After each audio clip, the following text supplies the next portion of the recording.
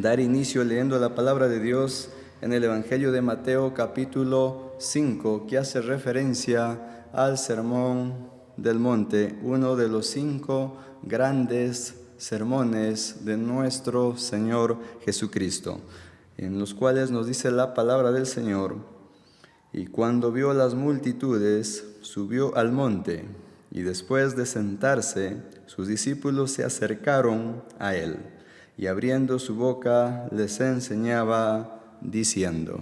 Ahí nos detenemos antes de pasar a las directrices de todo el contenido del Sermón del Monte, de los 5 grandes sermones de nuestro Señor Jesucristo. Queremos enfocarnos en un punto en particular, en lo cual queremos en esta ocasión enfocarnos en las interpretaciones que existen referente a este libro.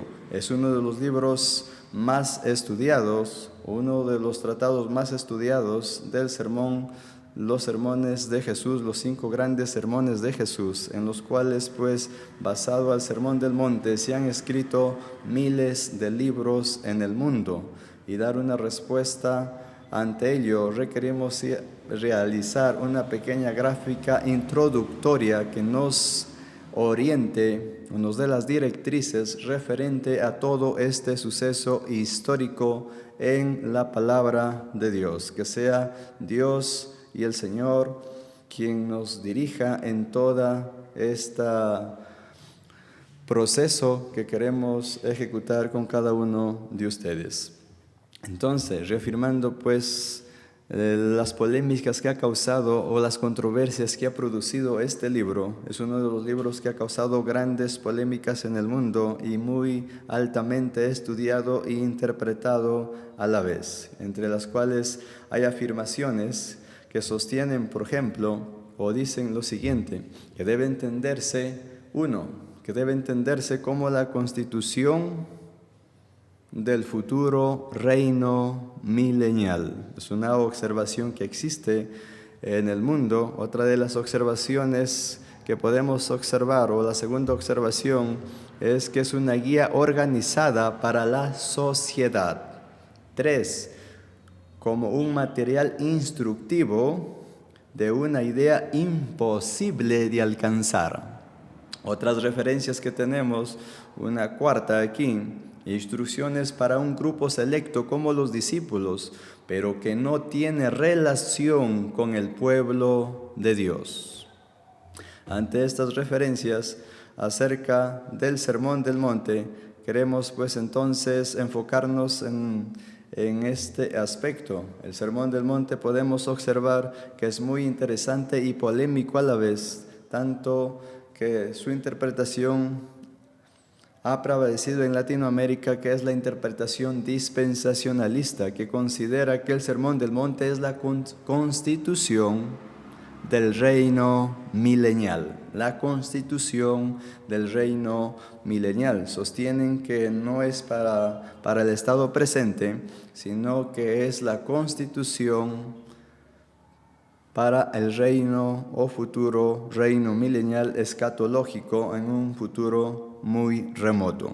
Entonces, vemos que esta enseñanza se ha desarrollado mayormente en Latinoamérica y ha causado pues mucha daño al desarrollo real de la Iglesia y su compromiso de la Iglesia en esta sociedad presente. También ha comprometido la ética del pueblo de Dios, porque ha desarrollado una escatología imaginaria, una escatología con mucha ficción dentro del contexto cristiano latinoamericano. Muy posible no en todos los púlpitos, pero se ha desarrollado con fuerza esta perspectiva dispensacionalista.